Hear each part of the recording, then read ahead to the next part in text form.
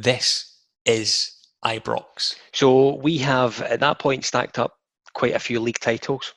And you spoke about Paul Gascoigne earlier on, 8 in a row.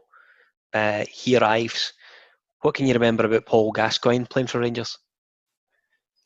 Oh, just again, now he's getting wheeled in, and now that the crowd's outside that day. Now we just finished the training. We trained over at the police grounds over at Hags Castle in Gaza, and there's just a melee of press everywhere. You name it, everything. And Paul just came in, and he just again came into the dressing room, and he was a character.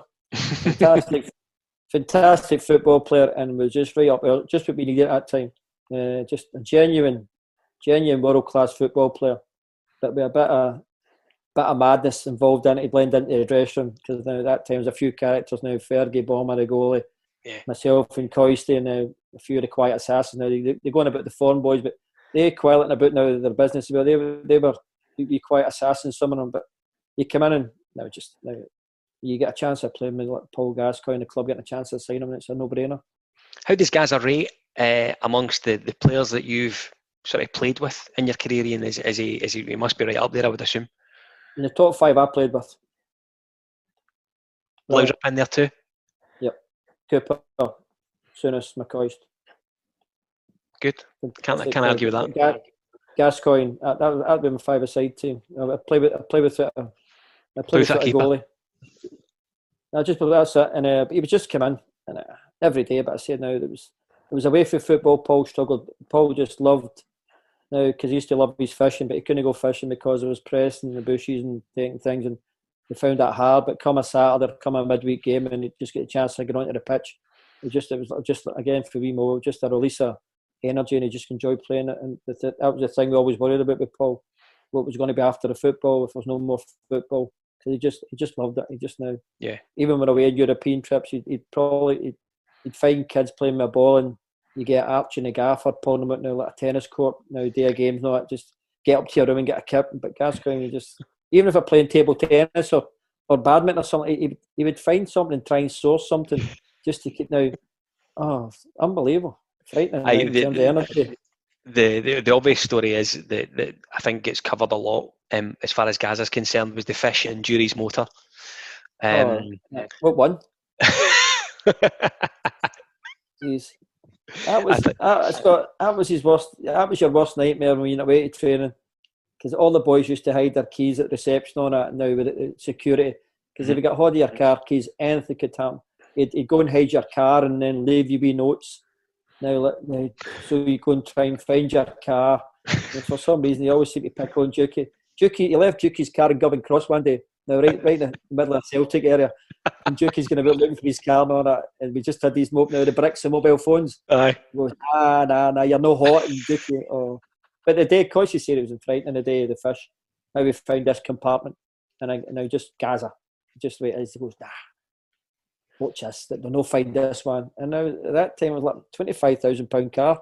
Now we're sponsored by Honda. Of course. The thing was a write-off because the smell was horrendous. I can imagine. He used to park in the wee tunnel, but yeah. Just if you get up to the main door, there was a wee tunnel bit where I think the disabled people used to come before the games and all that. And there was a tunnel there. Dukey had to park his car in there with the windows down, because if he kept the windows up, it was absolutely nobody would travel with Dukey to training. He would just he'd go in somebody else's car, or if now sometimes you have to take a couple of cars in the minibus. Now we're winning leagues and trebles, and we're going to games, and now minibuses and minibuses and cars. But nobody could get near Dukey's car because it was horrendous. Absolutely horrendous smell. And I think we spoke earlier on about how Walter Smith was like a father figure to so many of you. You certainly get the impression he had that affiliation with Gazza. He really took him under his wing and nurtured them and looked after him, because I don't think up till that point Gazza had really had anyone to look after him properly, if you like, in a footballing perspective. The only thing, he talks very fondly about Jack Charlton. Obviously Jack now broke into the team at Newcastle, and Terry Venables, but now Terry Venables only had him for 3 years before he never went to Italy. I think that he found the isolation, he spoke about it a few times when we were talking, now the isolation thing in Italy, now where you're basically just now in the house train. And Gazza was just now, Gazza loved fishing now. He'd be up at 4 a.m. away fishing. He loved playing games at a pool. He'd find a pool table, darts, doms, anything, just to keep his mind going. Yeah. And he found it, and then the gaffer found now they put him at Cameron House, and there was a wee golf course. He could fish, go out in the boat. He loved it. But the gaffer now placed him there. And also now when he's placed there, gaffer just living a mile down the road, so he was keeping a good eye on him as well. Imagine. And that's what it was. And because we went up a few times and we had to go and babysit some of him now sometimes, and that's the way it was. Now it was your turn. Big Haley, he said, I'll look after him. Big Mark aged about 10 years in about 3 days.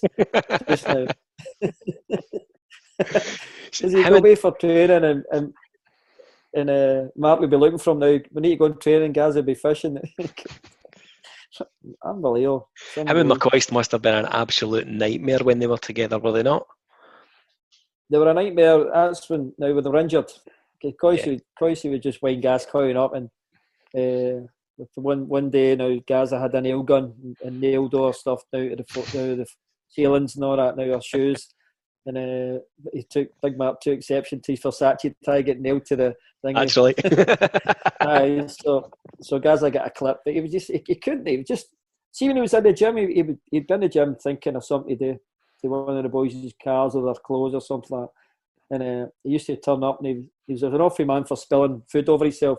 And me, Alec Cleland, his gear was spotless. Now, you could actually cut your finger on Alec Cleland's crease. And he used to put his suit on it, right, and a brown sauce or something on it. And he would go and do a press conference. He'd have wee Alec Cleland's gear on, all pristine. And you'd see wee Alec Cleland wherever his Versace suit, lovely suit, but like a big bit of brown or tomato sauce in it or something. And I mean, Gazza was just one of these guys who he was just naturally gifted. I think he said it earlier on about his haven being on the in between the white lines type thing. He was just such a gifted footballer, wasn't he? He was sensational. Upper body strength, goals, both feet, but just wanted to play football. Just wanted everything. And he just loved it. He loved now the training. Now again, they always turned up training. As I say, he was a nightmare when he was injured. But the training, and we'd play 5-a-sides, and 5-a-sides seemed to go longer when Gaz was playing, because it's like a 10-21er.